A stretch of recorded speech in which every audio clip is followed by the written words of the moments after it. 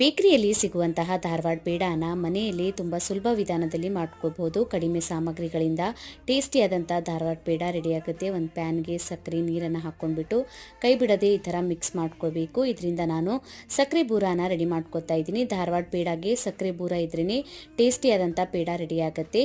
ಈಗ ಇನ್ನೊಂದು ಪ್ಯಾನನ್ನು ಬಿಸಿ ಮಾಡ್ಕೊಂಡ್ಬಿಟ್ಟು ಇದಕ್ಕೆ ತುಪ್ಪನ ಹಾಕ್ಕೊಂಡಿದ್ದೀನಿ, ಹಾಲಿನ ಪೌಡ್ರನ್ನ ಹಾಕ್ಕೊಂಡ್ಬಿಟ್ಟು ಕೈ ಬಿಡದೆ ಇದನ್ನು ಈ ಥರ ಕಲರ್ ಬರೋವರೆಗೂ ಇದನ್ನು ಹುರ್ಕೊಳ್ಬೇಕು. ಇದಕ್ಕೆ ಈಗ ನಾನು ಹಾಲನ್ನು ಸೇರಿಸ್ಕೊತಾ ಮಿಕ್ಸ್ ಮಾಡ್ಕೊತಾ ಇದ್ದೀನಿ.